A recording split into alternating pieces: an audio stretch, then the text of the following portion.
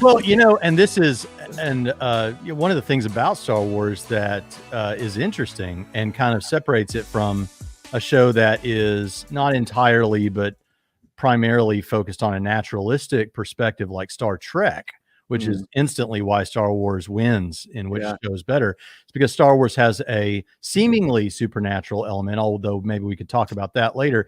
But that more adequately reflects the way the world actually is. There is a supernatural element rather than the naturalistic explain everything of Star Trek.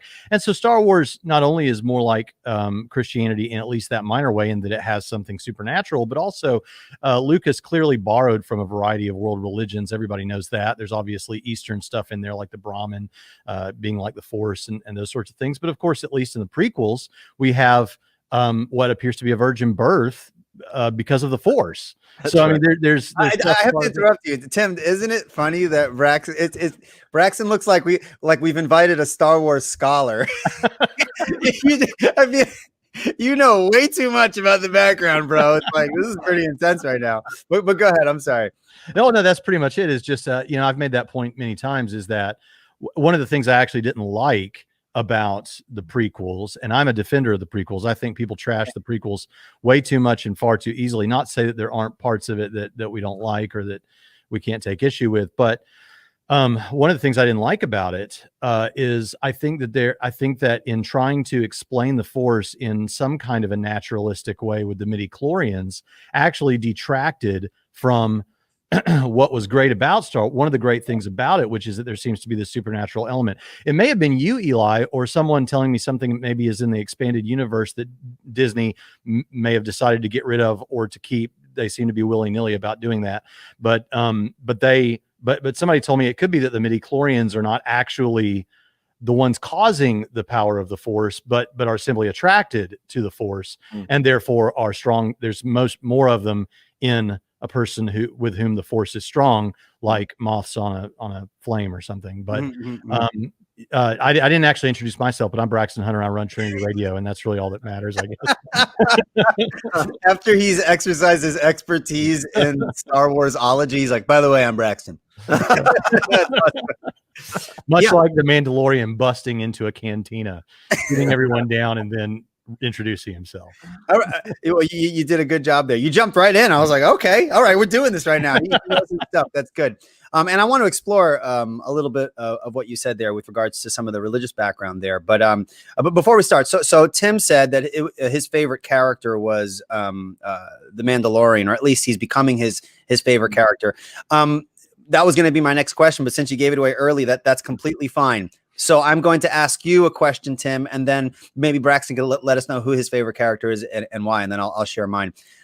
So my question for you, Tim, and then I'll ask you also, Braxton, is what is one thing that you love about Star Wars in general? Not like a specific character, but just something of maybe the themes or the sort of movie that it is. What is one thing you absolutely love about Star Wars that it draws you to, those movies, those stories? And what's one thing you absolutely hate? Like, oh man, I love Star Wars, but there's this one thing that really gets me annoyed, and you can't say Jar Jar Binks. Go ahead. Oh man.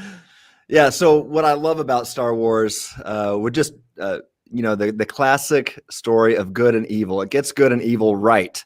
Sure. And especially in a day and age where everything is being confused with relativism and postmodernism and all of that, Star Wars gets good and evil right. I mean, clearly, and redemption as well. So, I mean, seeing the redemption of Darth Vader and Kylo Ren, or Ben, Anakin Skywalker and Ben Solo, sure.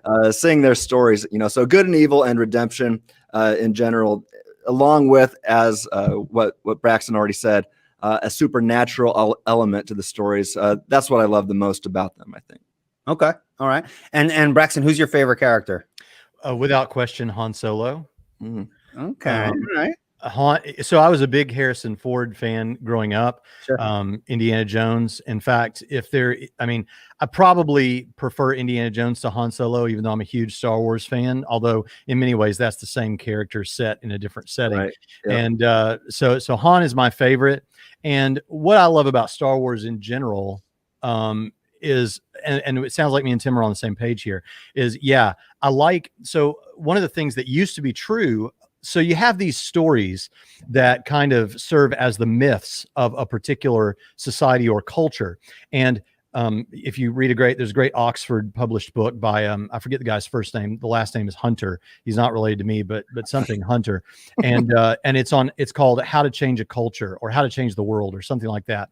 And it's fantastic because what he's talking about there, it's a Christian book. He's talking about Christianity, but he's talking about how cultures don't really change from the bottom up. Now, most of our evangelical leaders, and probably the three of us too, many times preaching and teaching will say, we need to reach the world for Christ. We need to, the way we're going to change America is to see people come to Christ. That's the most important thing.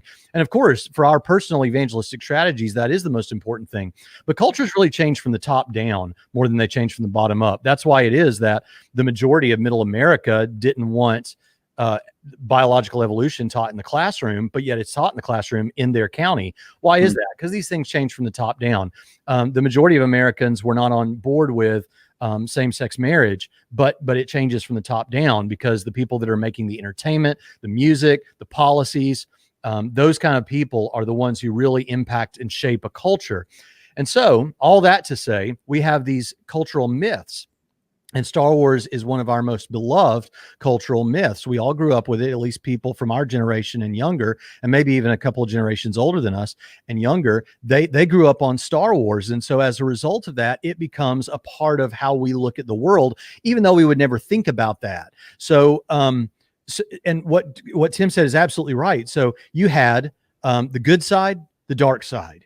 You had, you had Luke Skywalker, who was the, as much as he sounds whiny sometimes, and I wanted to go to Tashi Station and pick up some power converters, but he's still very much the good. He represents what is pure, what is undefiled, what is good. And Darth Vader is the most perfect expression of an evil, menacing villain, even more so the Emperor, and you have all of that. And it's very clear. The lines are very clear. Now, the criticism of that is obviously that, well, yeah, but that's not how the world is. I mean, in the world, there are people that are complex and there's some good and bad in all of us. Yes, but in the cultural myths that we tell ourselves, it is very good for a culture to have a clear good guy, bad guy setup because we want to, that way we can aspire to be the good guy. I want to be Luke Skywalker. I want to be the good guy that saves the day.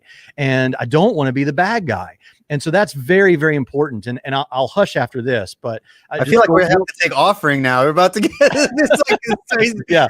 Star Wars sermon. Somebody just play Just As I Am without one plea, and we're going to have an altar call. But real quickly, what is happening today is what we're seeing is take the Disney movies, the non-Star Wars Disney movies, like the fairy tale movies. What we have there is very much most of the stories are your parents don't understand. I mean, think about Ariel and the Little Mermaid. Your dad doesn't really understand. Or in Moana, your parents, they just don't get it. They don't understand. Follow your heart, even if it means going against what your parents want, because they don't get it. And the villain is not really a villain. The villain is just misunderstood. Mm-hmm. Now, obviously that can happen, but what it does is it destroys that important cultural myth that becomes a part of the fabric of who we are, that no, there's good guys and bad guys. We want to aspire to be like the good guys and not like the bad guys.